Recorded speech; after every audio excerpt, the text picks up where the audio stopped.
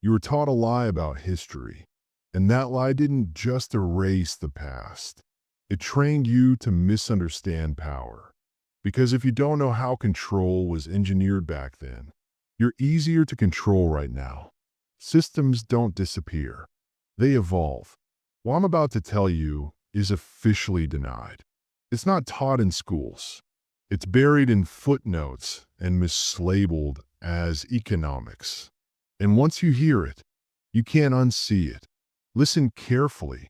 You were told slavery was about buying people. Those ships brought the bodies, and plantations used them. The truth is darker. Some plantations stopped buying humans altogether. They started manufacturing them. And if you understand how that system worked, you'll understand how modern control systems still work today. By the early 19th century, many plantations stopped relying on ships crossing the Atlantic. Not because conscience awakened, but because efficiency did. Importing enslaved Africans had become expensive, risky, and increasingly regulated. Laws tightened, patrols increased. Moral language entered public debate. But cotton did not care. Sugar did not pause. Profit demanded continuity. So the system evolved. What replaced the ships was far more insidious. Plantation owners realized something most people never question. If you control birth, you control the future. A labor force that reproduces itself requires no ports, no auctions, no foreign supply lines. It only requires ownership of bodies and time. This was not accidental. It was calculated. Enslaved women were reclassified in practice, if not in law. They were no longer valued only for the work of their hands, but for the output of their wombs. Pregnancies were recorded like harvest cycles. Births were entered into ledgers alongside livestock tallies. A child born was not a child. It was capital, an asset that appreciated with age. A future worker whose life had already been priced before their eyes could focus on light. Families were not allowed to form organically. They were engineered. Men and women were paired or separated based on perceived reproductive potential. Strong bodies were matched. Fertile women were encouraged or coerced to produce. Emotional bonds were treated as inefficiencies. Love created loyalties the system could not fully own, so it was disrupted whenever it grew too strong. This was slavery without the spectacle. No chains needed for infants born already. No auctions for children raised inside the logic of possession. From the moment they could walk, they were trained to understand hierarchy as nature, authority as permanence, obedience as survival. Freedom was not stolen from them. It was never introduced. Violence still existed, but it was no longer the primary mechanism. Fear was internalized early. Identity was shaped before resistance could form. This was psychological control on a generational scale. A system so efficient it reproduced submission itself. And the reach of this design extended far beyond the plantation gates. Banks insured enslaved people as property. Courts upheld their status. Northern industries depended on the crops they produced. Politicians spoke in abstractions while benefiting in concrete terms. This was not a regional anomaly. It was a national infrastructure. Understand this clearly. These plantations did not merely exploit labor. They manufactured human beings for ownership. They proved that the most powerful form of control is not force. It is design. Once you see how this worked, you will begin to notice something unsettling. Systems today no longer need ships either. They no longer need chains. They only need you to be born inside them. To understand how this system survived, you have to stop thinking like a moral observer and start thinking like an architect of power. Plantation owners did not wake up as monsters. They woke up as managers of output. And once a human being is reduced to output, every ethical line becomes negotiable. The plantation became a closed laboratory. Nothing inside, it was accidental. Food rations were calibrated not for health, but for endurance. Living quarters were designed not for comfort, but for containment. Work schedules were structured to exhaust the body while dulling the mind. And reproduction. This was the long game, the slow, silent expansion of ownership without purchase. Enslaved women were watched constantly, not out of protection, but assessment. Their bodies were discussed in terms that stripped them of personhood. Fertility was praised. Infertility was punished. Miscarriage was treated not as grief, but as a loss of property. Some women were forced into repeated pregnancies until their bodies broke down completely. Others were sold away once their productive years declined. This was not cruelty for cruelty's sake. This was optimization. Children born into this system were shaped early. They learned fear before language. They learned silence before speech. Discipline did not always come as punishment. It came as routine. Watch your parents obey. Watch your siblings disappear. Watch what happens when questions are asked. Over time, the lesson became internal. Survival depends on compliance. This is the part most people never confront. The system didn't just enslave individuals. It manufactured psychology. It produced generations who were trained to regulate themselves. Overseers didn't need to be everywhere when fear lived inside the mind. Control became economical. Religion was used strategically. Select passages emphasized obedience, suffering, and reward in another life. Rebellion was framed as sin, submission as virtue. When belief aligns with power, resistance feels like betrayal, not just of the system, but of meaning itself. And the plantation was not isolated. It was connected to markets, banks, and governments that pretended distance while counting profits. Every child born into bondage stabilized prices. Every new body reduced dependence on foreign supply. The system rewarded itself for being patient. This is why the breeding plantation was so effective and so dangerous. It didn't rely on constant violence. It relied on time, on conditioning, on shaping reality so completely that alternatives became unimaginable. Power, at its highest level, does not chase rebellion. It designs a world where rebellion feels impossible. And once a system learns how to do that, it never forgets. What made these plantations truly powerful was not what they did to the body, but what they erased from the mind. Memory was the enemy. An enslaved man who remembered freedom was dangerous. A woman who remembered a life before ownership carried comparison. Comparison leads to awareness. Awareness leads to rupture. So the system learned to sever memory at the root. Children born into bondage were the solution. They had no homeland to miss, no language of freedom to recall, no before to contrast with the present. From their first breath, reality was framed for them. Work was normal. Authority was absolute. Punishment was expected.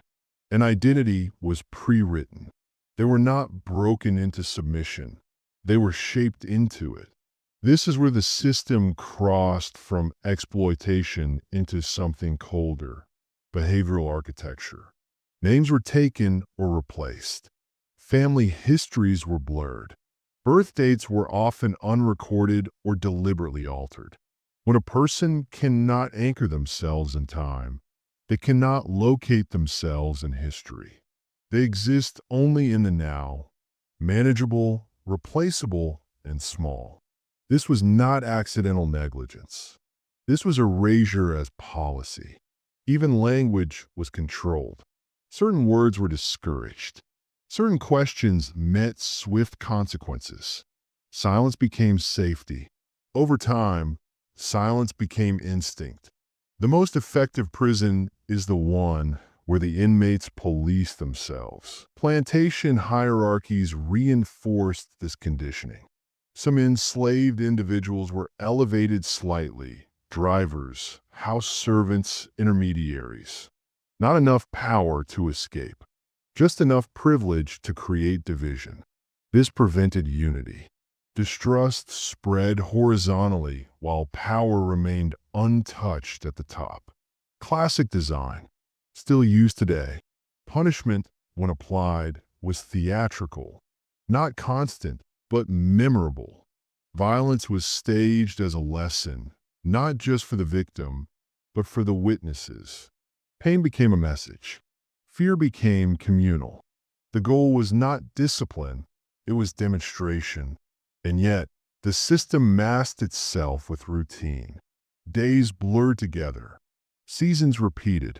Life became labor punctuated by exhaustion. When existence is reduced to survival, there is no energy left for imagination. That was the point.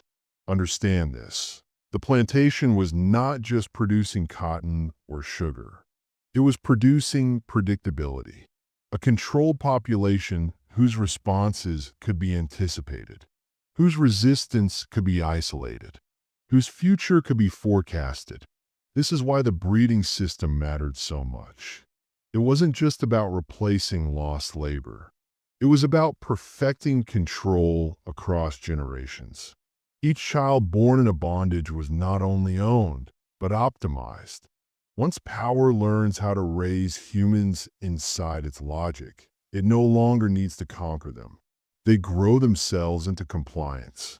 And that realization should make you uncomfortable, because systems that master this technique never disappear. They adapt. What allowed this system to function without collapse was law, not justice, but legality. The breeding plantation did not operate in the shadows. It was protected in plain sight, codified, defended, normalized through statutes written by men who understood exactly what they were authorizing. Slave codes transformed human reproduction into regulated property expansion. A child inherited the status of the mother, not the father. This single legal maneuver ensured perpetual ownership. No matter who conceived the child, free man, enslaved man, or owner himself, the outcome was the same. The plantation gained. The system closed the loop. This is where morality was replaced with procedure. Courts upheld these laws. Contracts reference human bodies as collateral. Insurance policies listed enslaved children alongside tools and livestock. When a woman gave birth, it wasn't a private moment. It was a financial event. Deaths were losses. Births were gains. Balance sheets didn't care how the numbers were produced, only that they increased. Even resistance was anticipated by the law.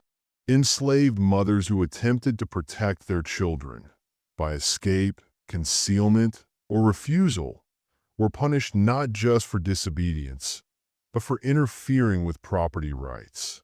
The system framed maternal instinct as theft. Love became a crime when it disrupted profit. This legal scaffolding created distance.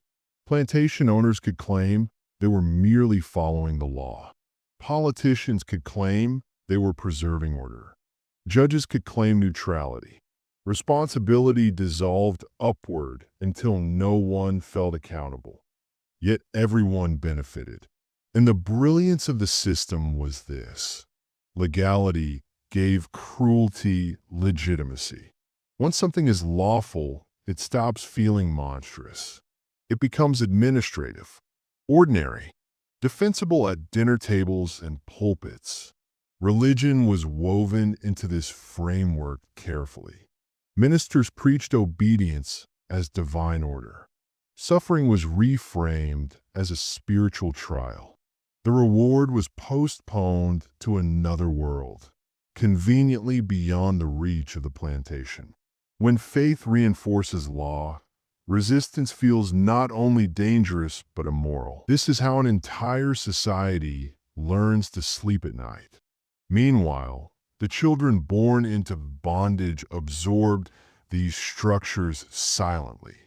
They saw law as fate, authority is permanent, punishment as deserved.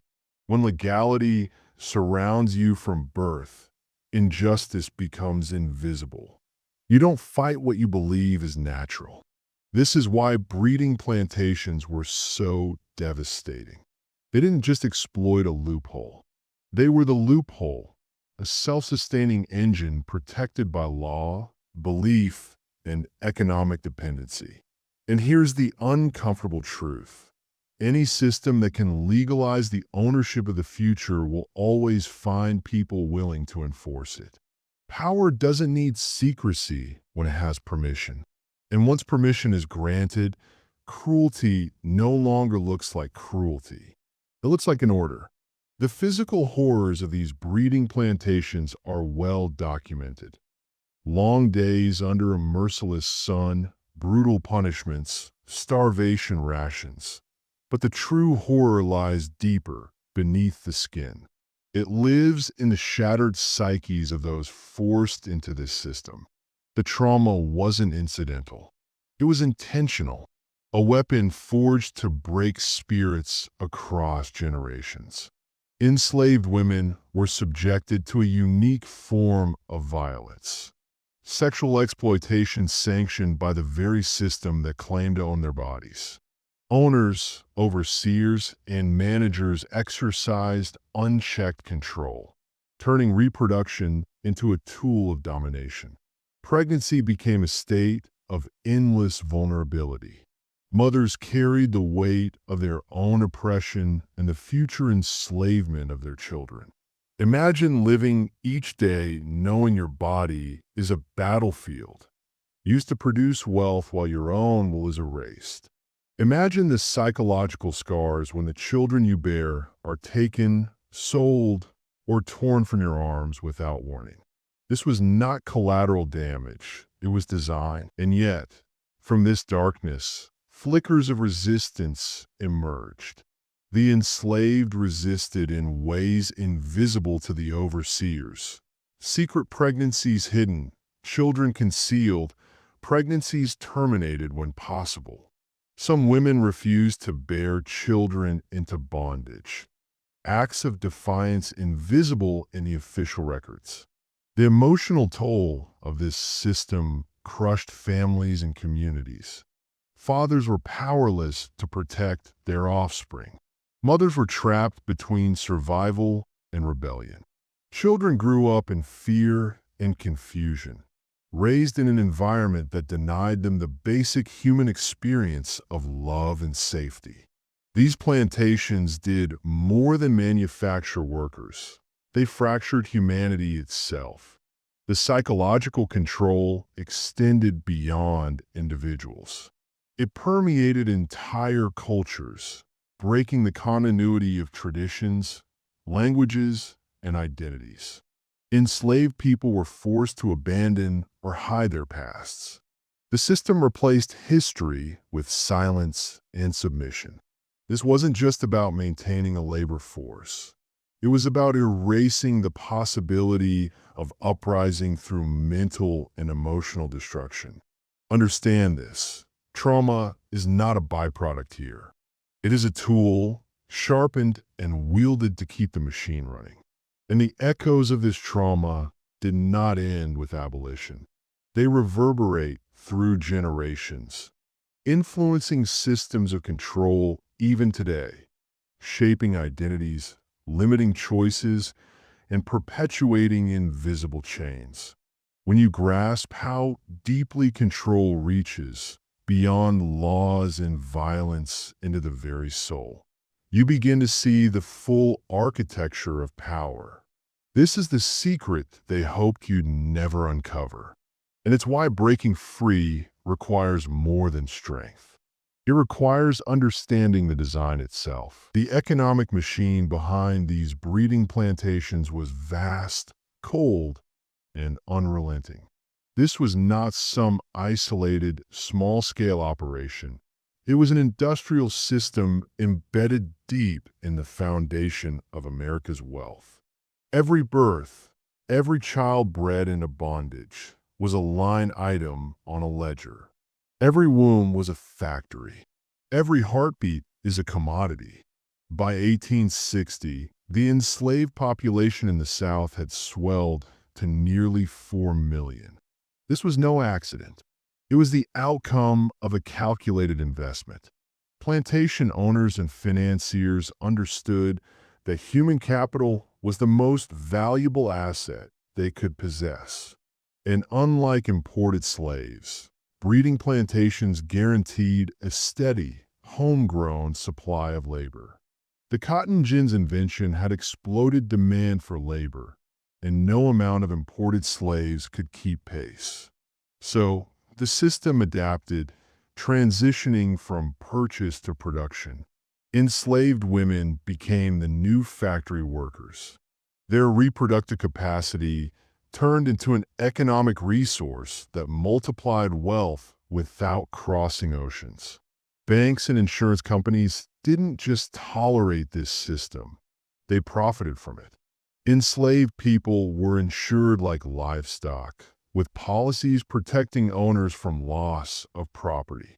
The financial industry's complicity cemented slavery's grip on the economy, making abolition a threat not only to social order, but to capital itself.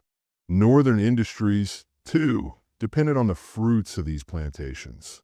Textile mills in the North and Great Britain ran on slave-picked cotton. The wealth of entire cities, the rise of industrial capitalism, was intertwined with the forced labor of millions whose bodies and futures were owned outright. This economic entanglement created a national web of complicity. Abolition wasn't just a moral fight. It was a battle against a multi-billion-dollar machine invested in preserving and expanding human bondage. Politics, commerce, and social order all conspired to protect the system. And this is where the myth of the Old South falls apart. The breeding plantations weren't relics of a distant past. They were the engines powering an entire continent's rise to economic power. Understanding this reveals the true scope of the conspiracy. It wasn't just about individual cruelty. It was about an entire society built on the systematic reproduction of slavery. This is the dark truth hidden beneath the foundations of modern America. And once you see how deeply economics fueled this system, you realize it was never about just labor. It was about control. Control over bodies, futures, and ultimately, power itself. This economic grip is a shadow that still lingers. And recognizing it is the first step toward dismantling the invisible chains that persist today. The breeding plantations were not simply about economics or physical control. They were about shaping identity. When power can manufacture the very people it claims to own, it becomes a godlike force. It doesn't just dominate your body, it rewrites who you are. From birth, enslaved children were stripped of their humanity through systematic dehumanization. Names were changed or ignored. Cultural practices were erased. Languages were suppressed. Faith was manipulated to breed obedience, not hope. This was psychological warfare carried out at a generational scale. The plantation was a crucible designed to forge a new identity, one that accepted servitude as destiny, pain as normal, and submission as survival. Every act, Every lesson, every punishment was a piece of conditioning aimed at breaking the will to resist before it could even form. Resistance existed, but it was fragmented, dangerous, and costly. The system depended on dividing the enslaved through hierarchy and favoritism, ensuring mistrust ran deep. House slaves against field slaves, drivers against the masses. A fractured people are easier to control. This deliberate fracturing is a hallmark of psychological control. Keep the oppressed fighting each other while the architects of power remain untouched. Divide and conquer, but on a soul level. But even within these fractures, sparks of defiance survived. Secret songs, coded messages, hidden rituals, all remnants of suppressed culture fighting to breathe beneath the weight of oppression. These acts of resistance were never just survival. They were the assertion of identity in the face of annihilation. This is why the breeding plantation was more than a physical trap. It was a psychological prison designed to erase memory, crush spirit, and manufacture submission. And here is the darkest truth. Systems that master this form of control do not just survive. They evolve. They adapt their tactics, mask their intentions, and persist through generations, long after the original chains have been broken. This is why history matters, not as distant stories, but as lessons in recognizing the hidden architectures of power around you today. Because the same designs that created breeding plantations can appear in new forms, wearing new faces and controlling through more subtle means. And if you fail to see them, you risk being born inside them, just like those children were. So understand this clearly. The battle for freedom is not just physical. It is mental. It is spiritual. It is a fight to reclaim identity from the hands of those who sought to manufacture it in their image.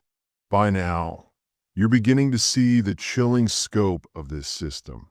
How breeding plantations were not anomalies, but carefully engineered machines of control. But here's the moment where you must lock this knowledge into your mind, where your understanding shifts from observer to participant. I want you to write in the comments below, "I'm a master of my lineage." Write it twice. Let the words sink in. Feel the weight. Because claiming ownership over your identity is the first step to breaking chains that were designed to bind not just bodies, but bloodlines. Remember this phrase. Return to it often. It's a declaration of rebellion against the legacy imposed by systems that sought to manufacture submission. Your lineage is not determined by others. It is yours to command. Now, why does this matter today? Because the breeding plantation was a prototype, a dark template for how power operates when it learns to produce obedience, not just enforce it. When it shapes identity, not just behavior. When control is inherited, not imposed. You don't need to be enslaved in chains to live inside such a system. Modern institutions, social structures, and even technology can replicate these architectures of control. Subtler, yes, but no less real. Systems that manufacture consent, shape desires, and limit vision from birth. The same techniques of erasure, division, and conditioning are repurposed in new ways. To break free, you must recognize the patterns. You must see the invisible fences around your mind. This is why the past is not past. It's a blueprint, and your awareness is the key to rewriting it. So again, write it. I am a master of my lineage. Twice. Claim it. Own it. Because true power begins when you stop being a product of the system and become its disruptor. This is the line where the old story ends and your new story begins. The breeding plantations operated in plain sight, Yet their true horror was hidden beneath layers of denial and euphemism. The enslaved were not just laborers, they were treated as livestock. Their births and deaths are logged like cattle in a ledger. Children were raised to be both property and product, stripped of any claim to a future beyond ownership. But this machinery of human manufacturing demanded constant maintenance. Resistance, both subtle and overt, challenged the system at every turn. Enslaved people understood that survival required cunning, stealth, and sometimes sacrifice. Escape was the ultimate defiance, a refusal to be born into bondage, even if it meant risking death. Families, though torn apart by force, became sources of strength and covert rebellion. Mothers whispered stories of freedom in the dark. Fathers risked their lives to protect or warn. Elders passed down coded histories hidden beneath the surface of enforced silence. The system responded with relentless violence, not only physical but psychological. Isolation was a tool. Friendships were monitored. Trust was fractured. Fear was omnipresent. Yet the human spirit sought cracks through which hope could seep. It's important to remember, despite the crushing weight of this system, enslaved people were never simply victims. They were fighters, strategists, and survivors. Their resistance was woven into every song sung under breath, every slowed pace in the field, every hidden prayer. The breeding plantations tried to manufacture obedience, but could never fully erase the hunger for freedom burning in the hearts of the enslaved. And this tension between control and resistance shaped the very fabric of American history. Because where there is power built on oppression, there will always be resistance, sometimes visible, often hidden, but always alive. Understanding this helps you see the full picture. The system was not unbreakable. It was contested every day in countless small and large acts. And the legacy of those acts of defiance still echoes in the fight for freedom today. Never forget, where there is control, there is the potential for rebellion. And where there is rebellion, there is hope. As the breeding plantations expanded, so did the network of silence that protected them. Stories of cruelty and resistance were buried beneath official records, erased from textbooks, and dismissed as exaggerations. The true scale of this human factory was deliberately obscured. The plantation owners and their allies cultivated a culture of denial. They presented slavery as a benign institution, even paternalistic, masking brutality with myths of order and civilization. Public discourse twisted the narrative. Enslavement became justified by race, divine will, or economic necessity. Meanwhile, abolitionists fought against overwhelming odds to expose the truth. Their voices rang out through pamphlets, speeches, and secret networks, illuminating the horror and human cost. Yet they were vilified, silenced, or marginalized. The powerful had too much to lose. This battle over narrative was as crucial as any physical fight. Control over history meant control over the future. If the truth about breeding plantations remained hidden, so would the system's insidious legacies. And here's where you need to understand a key lesson. Control is never just about force. It's about the stories we accept, the truths we deny, the histories we choose to forget. The breeding plantations thrived not only because of chains and whips, but because society agreed, explicitly or tacitly, to look away. That collective blindness is dangerous. It allows systems of power to survive beneath the surface, mutating into new forms while escaping accountability. Today, echoes of this selective memory persist. The legacy of manufactured submission, legalized cruelty, and economic complicity is woven into many institutions, social, political, and economic. If you want to break free from these chains, you must start by reclaiming history, by telling the stories that tried to erase, by confronting uncomfortable truths. Because awareness is the weapon that shatters denial. And once denial breaks, change becomes possible. This is not just a history lesson. It is a call to awaken. The breeding plantations did more than manufacture laborers. They manufactured a system of control so effective it shaped generations beyond their owners' lifetimes. This system was a blueprint for domination, one that stretched far beyond the fields and into the very core of society. Power learned that if you control reproduction, you control the future. Not just the bodies, but the bloodlines, the minds, and the identities.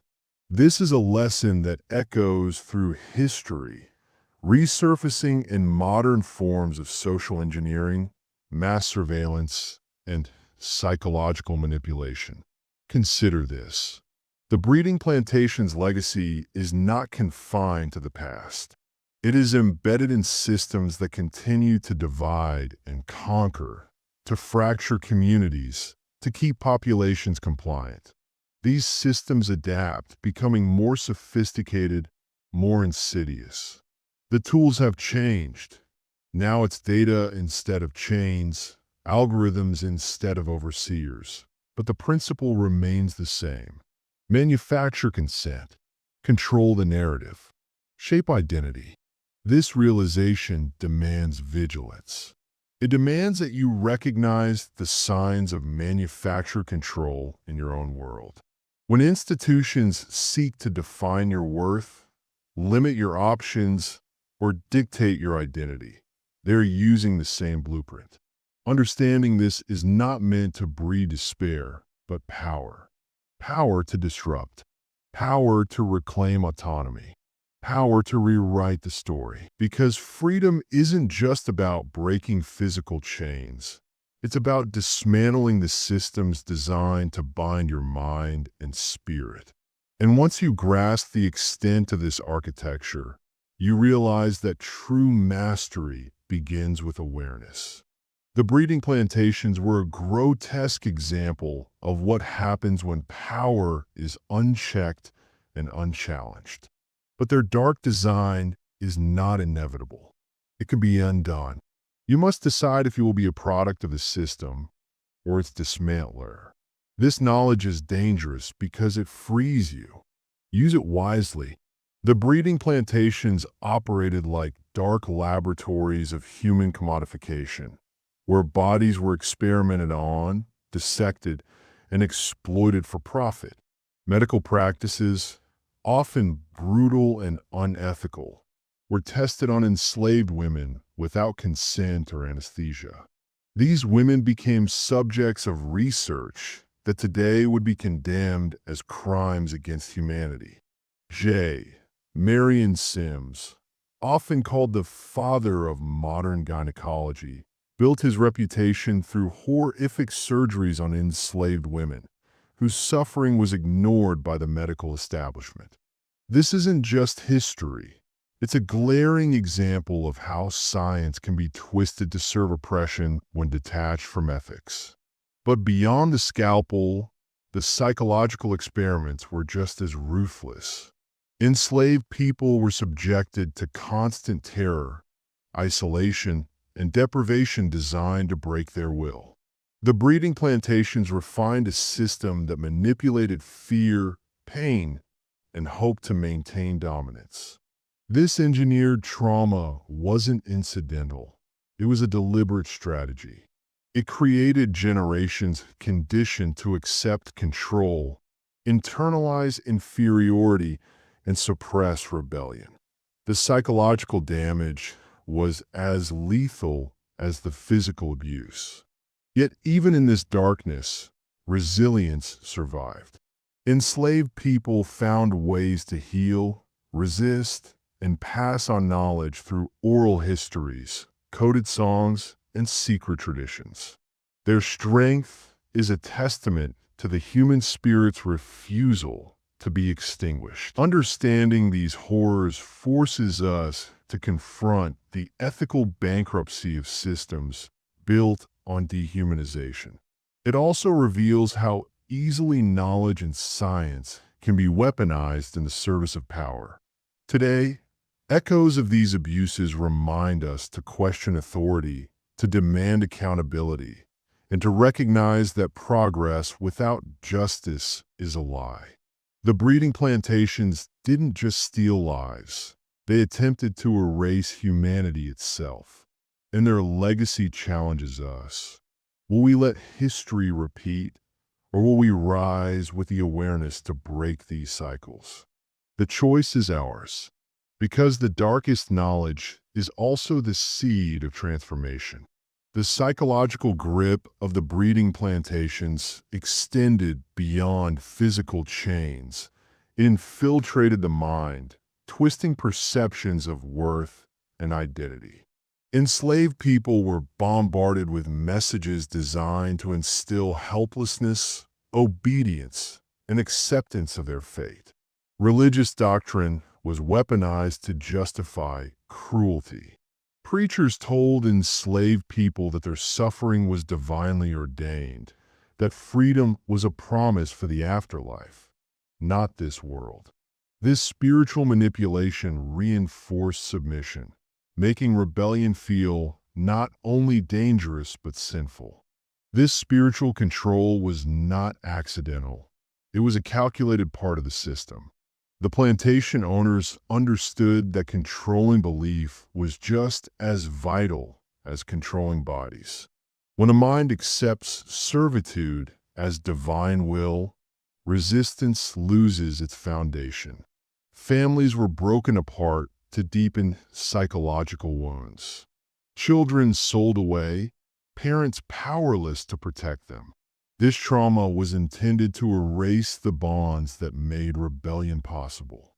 Without family or community, survival became isolation. Yet, the enslaved forged networks of solidarity, secret churches, coded language, and hidden gatherings, acts of defiance that preserved humanity beneath oppression's weight. These were sanctuaries where hope and resistance lived. The breeding plantations taught that control wasn't just about punishment, but about reshaping reality itself. When you control how people see themselves, you control their potential to fight back. This is the invisible cage, the one built from internalized fear and false narratives. Understanding this reveals why liberation is as much a mental battle as a physical one. Breaking chains requires reclaiming identity, rewriting stories imposed by oppressors, and rebuilding trust in oneself and community. This is a warning to never underestimate the power of belief systems in maintaining control, whether on plantations or in today's world. The fight for freedom is fought in the mind first, and reclaiming that space is the ultimate act of rebellion. Because once you own your mind, no system can own you. The breeding plantations were masterclasses in control by fear, where violence was not just punishment, but a tool of terror designed to instill submission in every heart. Whippings, mutilations, and public executions were daily realities meant to broadcast a brutal message. Resistance equals death. But this terror went beyond the physical. The psychological impact was calculated to be far-reaching. It wasn't enough to punish the individual. The entire enslaved community needed to witness the consequences. This created an atmosphere where fear infected every thought and action. Children watched their parents being beaten. Families lived with constant dread of sudden raids or auctions. Every moment carried the possibility of loss of freedom, family, or life. This constant anxiety fractured mental resilience and fostered hopelessness. Yet, even under this oppressive fog, embers of courage glowed. Enslaved people found ways to resist the mental siege through subtle acts of defiance, storytelling, spiritual faith, and community bonds. These acts were lifelines, affirming humanity against a system designed to erase it. The breeding plantations weaponized fear, but they underestimated the human spirit's capacity to endure and rebel. Fear can control bodies, but hope can ignite minds. This is the paradox of power. The tighter the chains of terror, the stronger the underground roots of resistance grow. Recognizing this dynamic is crucial. Systems that rely on fear maintain power only so long as hope is buried. But hope cannot be extinguished forever. It lives in stories passed down, in songs sung softly in the dark, in the quiet determination to survive and reclaim freedom. If you understand the role fear plays in control, you begin to see how to dismantle it by nurturing hope and reclaiming narrative. Because only by confronting terror with courage can you break the cycle. And that courage starts with awareness. This is your invitation to step into that light.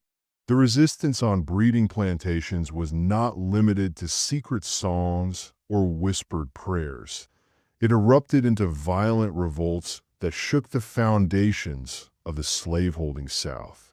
These uprisings were warnings etched in blood, messages of defiance that power tried desperately to erase.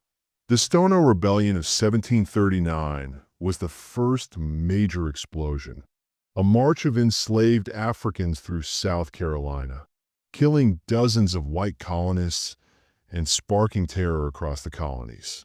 It was a desperate bid for freedom, inspired by dreams of escape to Spanish Florida, where freedom was promised. But rebellion came at a devastating cost. The revolt was crushed brutally, with punishments so severe that they sent shockwaves through the enslaver class. New laws made resistance even more dangerous, yet did not extinguish the fire. Then came Nat Turner's rebellion in 1831, a bloody, organized uprising led by a preacher who believed he was chosen by God to liberate his people. Turner and his followers killed dozens of slaveholders, striking fear into the hearts of the South. The backlash was savage. Mass executions, tighter laws, and a climate of paranoia that deepened the chains of control. Yet Turner's legacy endured as a symbol of courage and the relentless hunger for freedom. These revolts reveal a truth that our tries to hide. Enslaved people were never passive. They fought back in every way possible, challenging the myth of helplessness imposed by the breeding system. And their resistance was more than physical. It was psychological warfare, reclaiming identity and asserting agency in the face of dehumanization. Understanding these revolts breaks the illusion that the system was invincible. It exposes the cracks in the foundation of control. The breeding plantations could manufacture bodies, but they could never fully manufacture submission. And this is the truth that haunts history. Resistance is the seed of freedom, buried beneath oppression but never destroyed. You carry that seed with you. The question is, will you nurture it or let it lie dormant? Because real power begins when you choose to resist, not just with fists, but with knowledge and awareness. This is the path from victim to master. The legacy of the breeding plantations didn't end with emancipation. It morphed into new forms of control and suppression. The physical chains were broken, but the psychological and systemic structures remained deeply embedded in society. The newly freed faced a world built to keep them in perpetual subjugation. Through sharecropping, Jim Crow laws, and institutionalized racism. These were modern plantations, less overt but just as deadly, designed to extract labor, maintain hierarchy, and suppress autonomy. Economic dependence replaced outright ownership. The promise of freedom was often an illusion, masked by a new set of rules that enforced segregation, limited education, and crushed political power. The machinery of control shifted gears, but the engine was the same. This transformation was not accidental.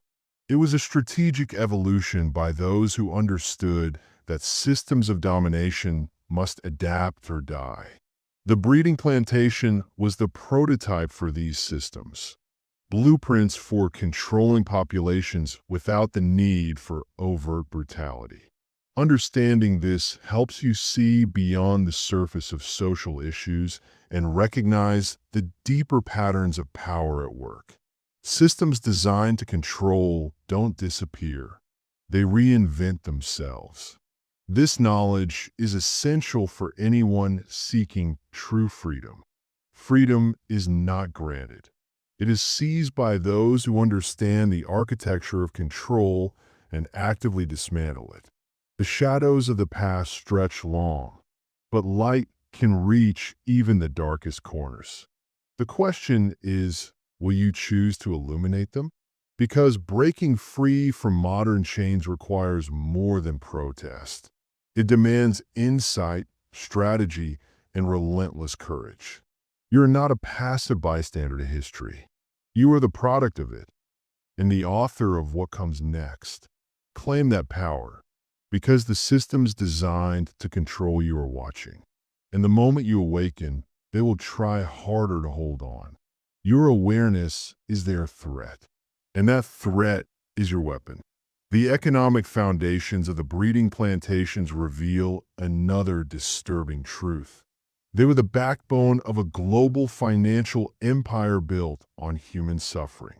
The wealth generated from enslaved bodies fueled industries, banks, and nations far beyond the plantations themselves.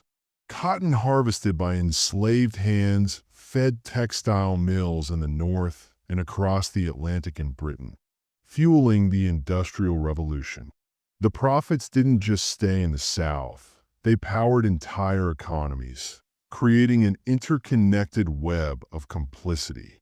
Investors, merchants, and governments profited from this system, often turning a blind eye to its brutality. Slavery wasn't a dark secret tucked away.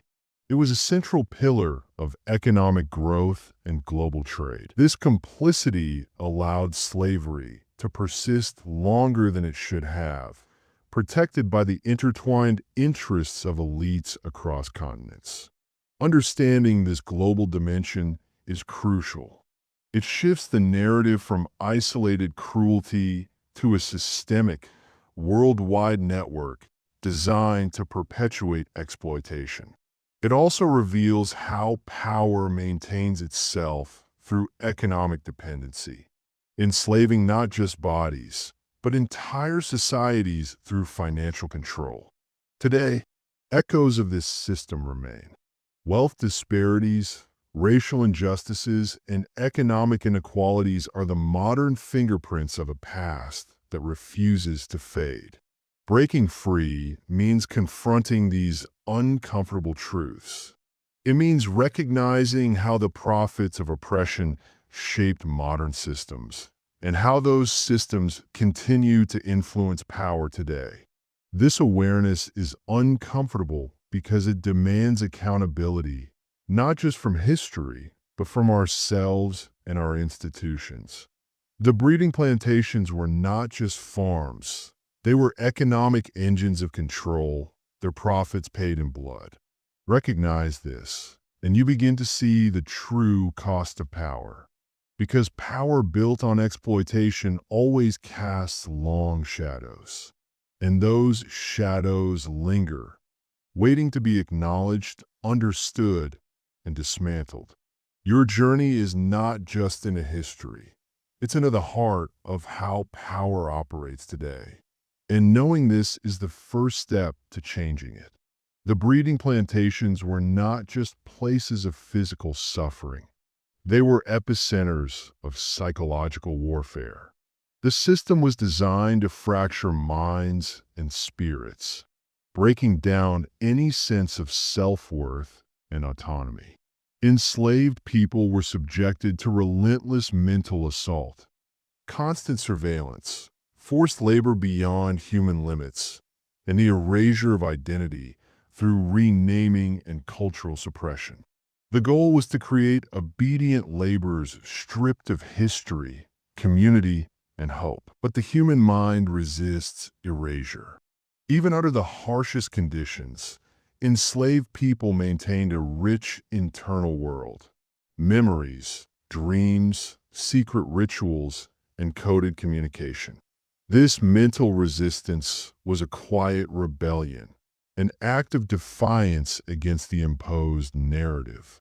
Psychologists today recognize that trauma of this magnitude can cause generational wounds. Yet the enslaved found ways to heal and preserve dignity. This legacy of trauma is a reminder of how deeply control can penetrate, not just controlling actions, but invading the psyche. It also warns us of the dangers when systems weaponize psychology to maintain power.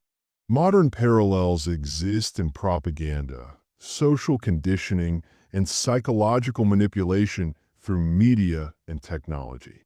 Understanding this helps you see that true freedom requires reclaiming mental sovereignty. To break free, you must first recognize how your mind may have been shaped by unseen forces. How control isn't just physical, but deeply psychological. The breeding plantations teach a hard lesson. When power controls the mind, it controls destiny. But when you reclaim your mind, you reclaim your fate. This is the battleground where real liberation begins. And the fight demands courage, awareness, and unwavering resolve. Because the most insidious chains are those forged within. Your mind is your last frontier. Own it, defend it, free it. Only then can you walk truly unbound. Resistance on the breeding plantations took many forms, subtle, strategic, and sometimes violent, but all were acts of reclaiming power in a system designed to deny it. Enslaved people understood that survival required more than endurance. It required defiance. One of the most effective forms of rebellion was the work slowdown. By intentionally reducing productivity, slaves asserted control over their labor, disrupting the plantation's economic machine without overt confrontation. This quiet sabotage frustrated overseers and reminded the oppressors that bodies might be owned, but what was not. Sabotage extended beyond pace. Tools were broken, crops damaged, and animals neglected. These acts of resistance were dangerous gambits, risking brutal punishment, but they were vital expressions of autonomy. Music and storytelling also became weapons. Songs contained hidden messages, codes for escape routes, warnings of danger, or affirmations of hope. Stories preserved ancestral knowledge, cultural identity, and the spirit of freedom, passed down even under threat of death. Escape attempts, though perilous, symbolized the ultimate refusal to be property. The Underground Railroad became a lifeline, a clandestine network defying the system's grasp. Heroes like Harriet Tubman risked everything to lead others into freedom, becoming legends of courage and defiance. These acts reveal a crucial truth. The breeding plantations could never fully control the human spirit. No amount of violence or dehumanization could extinguish the desire for liberty. Understanding resistance reframes history. It is not a tale of helplessness, but one of relentless struggle and courage. And this legacy calls to you to recognize your own power to resist the systems that seek to bind you. Resistance begins with awareness, grows through action, and ultimately leads to transformation. The breeding plantations may have sought to manufacture slaves, but they could never manufacture submission. Your journey is part of that continuum. Will you resist? Will you reclaim your power? Because history is watching, and so is your future. The breeding plantations were not just places of exploitation. They were incubators of trauma that echoed through generations. The scars of this systemic brutality didn't vanish with emancipation. They became interwoven into the fabric of families, communities, and culture. The tearing apart of families, the relentless psychological torture, and the constant threat of violence created wounds that no amount of time could easily heal. This trauma manifested in cycles of poverty, mistrust, and marginalization that persist today. Understanding this intergenerational trauma is essential to grasping the full impact of the breeding plantations. It is not just history, it is a living legacy that influences identity, behavior, and societal structures. Healing requires acknowledgement, reckoning, and a commitment to break the chains that bind future generations. This isn't a task for the faint-hearted. It demands courage to confront uncomfortable truths and the willingness to dismantle ingrained systems of oppression.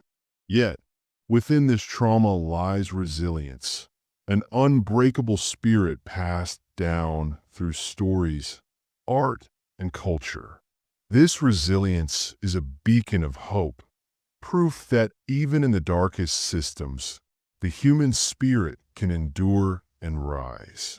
Recognizing trauma's reach empowers you to break cycles and reclaim agency, not just for yourself, but for those who come after. The breeding plantations were designed to destroy humanity, but instead, they revealed the depths of human strength. Your awareness of this history is a step toward healing, because true freedom includes healing the wounds left by those who sought to control. It's time to break those cycles. It's time to reclaim your legacy. The past is not a prison. It is a teacher. Learn well. Rise stronger. The breeding plantations thrived on secrecy. Hidden horrors masked by polished facades.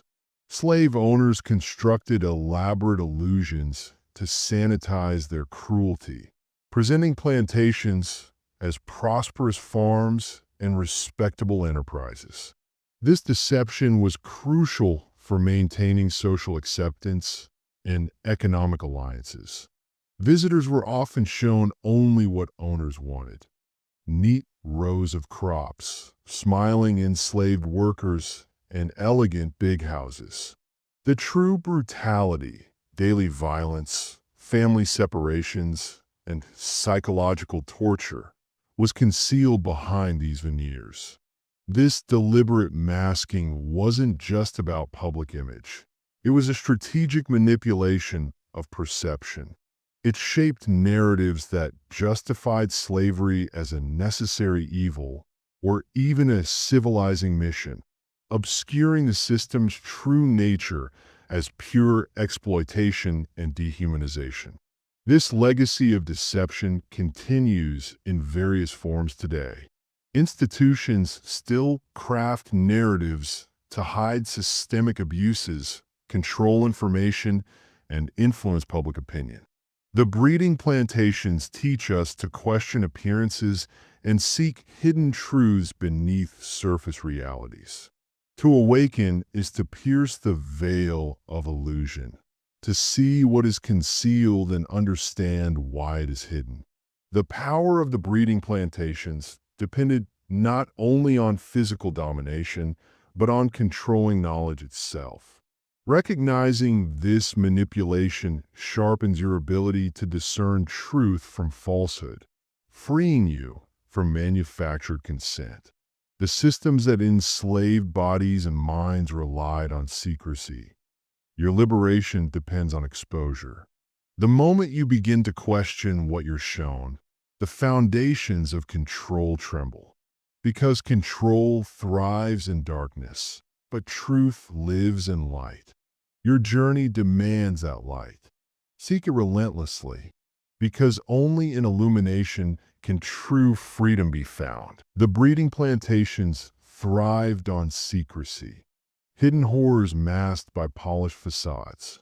Slave owners constructed elaborate illusions to sanitize their cruelty, presenting plantations as prosperous farms and respectable enterprises. This deception was crucial for maintaining social acceptance and economic alliances. Visitors were often shown only what owners wanted: neat rows of crops, smiling enslaved workers, and elegant big houses. The true brutality, daily violence, family separations, and psychological torture was concealed behind these veneers. This deliberate masking wasn't just about public image. It was a strategic manipulation of perception. It shaped narratives that justified slavery as a necessary evil or even a civilizing mission, obscuring the system's true nature as pure exploitation and dehumanization. This legacy of deception continues in various forms today. Institutions still craft narratives to hide systemic abuses, control information, and influence public opinion. The breeding plantations teach us to question appearances and seek hidden truths beneath surface realities. To awaken is to pierce the veil of illusion, to see what is concealed and understand why it is hidden. The power of the breeding plantations depended not only on physical domination, but on controlling knowledge itself. Recognizing this manipulation sharpens your ability to discern truth from falsehood, freeing you from manufactured consent.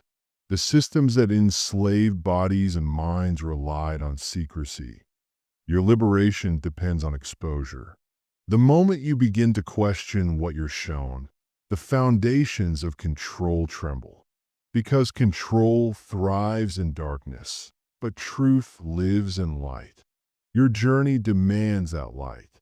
Seek it relentlessly, because only in illumination can true freedom be found. The legacy of the breeding plantations is not confined to history books.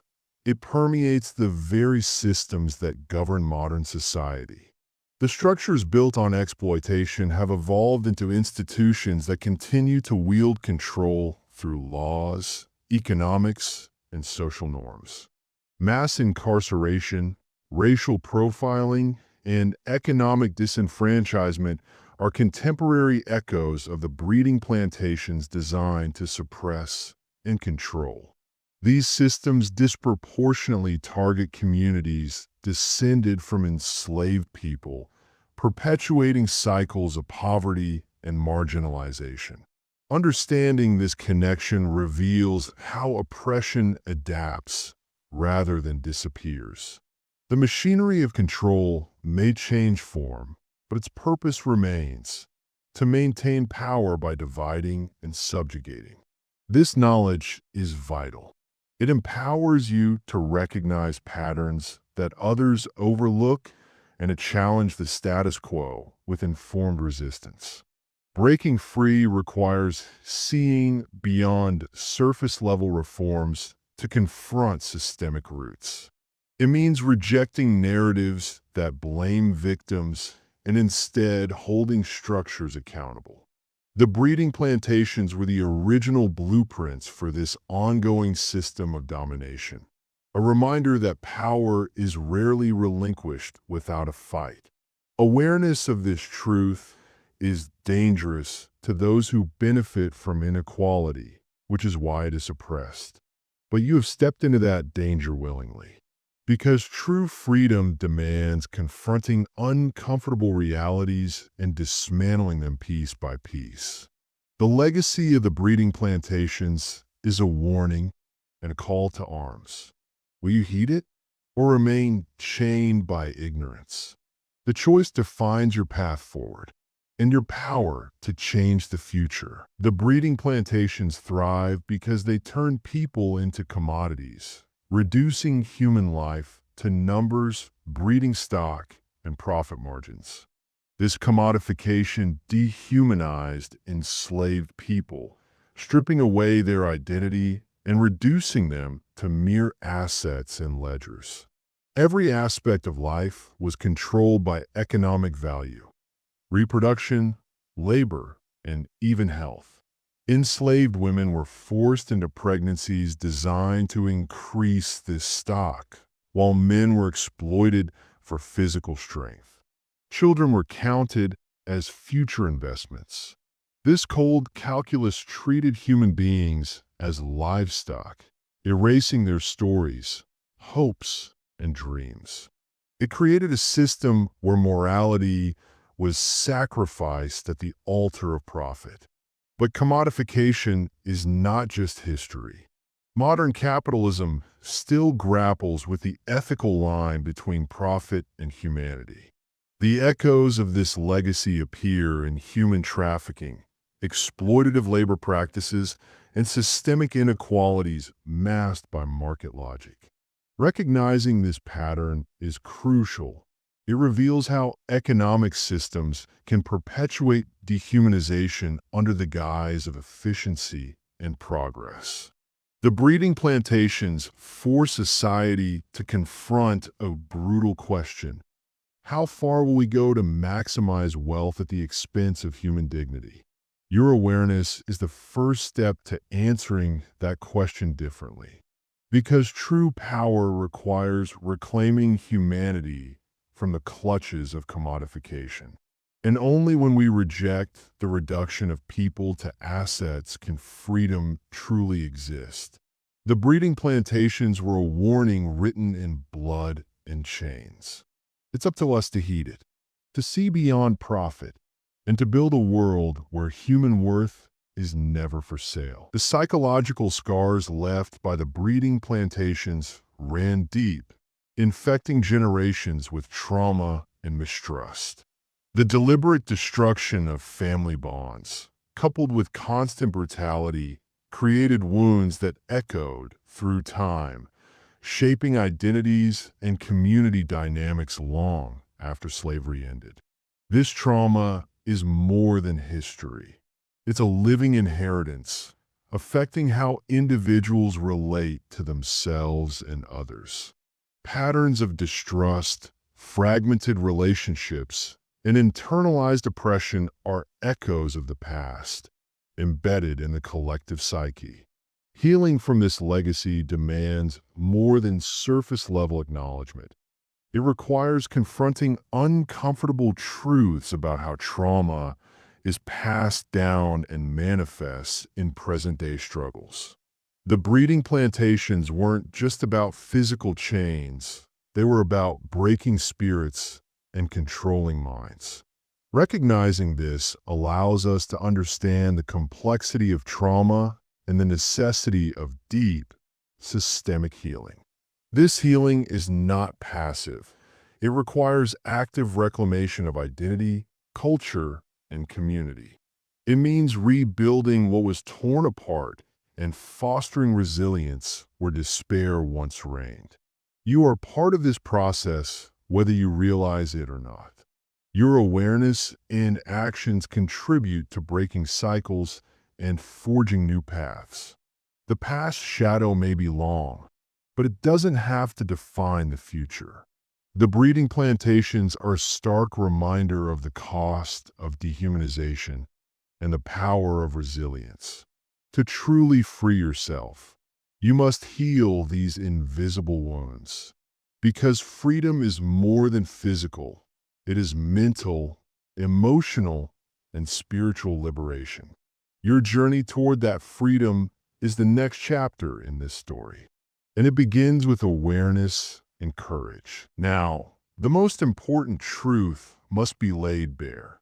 The breeding plantations were never simply about producing laborers. They were designed to manufacture submission, erode identity, and perpetuate control through every conceivable means: physical, psychological, and economic. This system was the prototype for modern structures of power and oppression. Its legacy informs how control operates today in hidden agendas, institutional manipulation, and systemic inequalities that bind millions without chains. But here lies your power. Knowledge is the weapon that breaks these cycles. Awareness awakens you from the manufactured narrative, revealing the roots of oppression and the means to dismantle them. Freedom is not given. It is seized by those who understand the architecture of control and choose to resist with clarity and strength. This knowledge is dangerous to those who seek to keep power concentrated, which is why it has been buried beneath layers of silence and denial. But you have uncovered it. You are part of a lineage of truth seekers and resistors who refuse to be controlled. Your journey doesn't end here, it is only beginning. You carry the responsibility to wield this knowledge wisely and fiercely. Because true mastery comes from confronting uncomfortable realities and transforming them into liberation. Remember, the breeding plantations tried to manufacture slaves, but they only forged warriors of awareness. Now rise, stand unbroken, and claim the freedom that is your birthright.